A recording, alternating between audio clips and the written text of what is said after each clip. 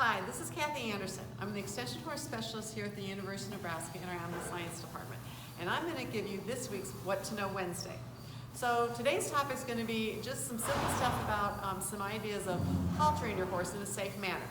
So first I want to show you, as you go halter shopping, you might run into a couple different designs of horse halters. This is one that really is very basic, and really for me, it really is my preferred design. It's very simple. You've got the two rings here on the side, the one ring that's going to be underneath the horse's jaw, and then we've got our buckle here on the crown strap over on this side. And these are really very handy, and really my preferred kind of design of a halter. Another one that I will show you is this halter here, and it's a very sturdy halter. This one, if you'll see with the construction of it, it does have a snap that goes underneath their jaw here, and also you do have an adjustment underneath their chin here. Now this could be handy if you have horses of various sizes of head. However, I will tell you that sometimes horses get irritated from all this extra clanking going on, and also this one might not be quite as sturdy as the other one that I showed you, because we do have problems with snaps breaking and things like that. So to talk a little bit here, but I will go ahead and use this halter here to go ahead and halter my horse. So as I'm getting ready to go into the stall or the pen or wherever that horse might be at, I'm going to get my equipment ready. So when I approach the horse, I'm all set to put the halter on him. Okay? So I will go ahead and take my lead shank and snap it to whatever the ring is underneath the horse's jaw, such as this. Also, I'm going to unbuckle the crown piece so I'm ready as I approach my horse. Then I usually will take the nose piece of the halter and put it over my shoulder and have the lead shank attached, and that also over my shoulder, so I can see what I'm going to approach. All horses are a little bit different. Some are going to be easier and more difficult to catch. Maybe in a different segment we'll go over some of that, but I'm really just going to go to this guy here in his stall and show you about approaching and catching him and putting that halter on. So as I come up to this horse, okay, where I really want to approach him really is at his shoulder, okay, in this area here.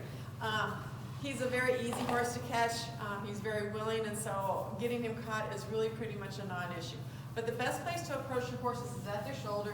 You can scratch them. If you watch horses out in the pens together, they like to scratch each other at their withers. You can see it feels really good to him. You can see this is kind of a response of where it feels good to him. Okay. So when I get ready to catch him, you can go ahead and put the lead shank over his neck. I'll be honest, with horses that I know that are really quiet and broke, I don't always do it that way, but that is really a good safety factor, especially if you don't know the horse and don't know if he's going to be real willing to be caught, okay? Then what I'm going to do is I'm going to place my arm that's closest to him over his neck, just as if I'm hugging him. And I'll take the crown piece of the halter underneath his neck like so, and so I have it here, and grab the buckle with this hand. Then I'm just going to guide that halter over that horse's nose and come up here behind his ears and buckle this. And we're going to go ahead and secure the buckle like so. This isn't the bridle. You don't want it super tight. You just want it snug enough so you can have control over this horse. So I'm going to have the buckle here just kind of behind his ears. And so it just comfortably, nicely fits on his head.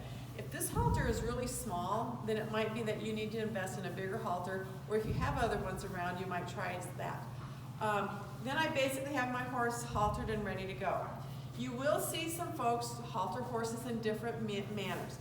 The method I'm showing you of basically hugging them, I'll just show that again, of basically hugging them, okay, grabbing the crown underneath their neck and putting it in like this, is really going to be a good manner for any kind of horse.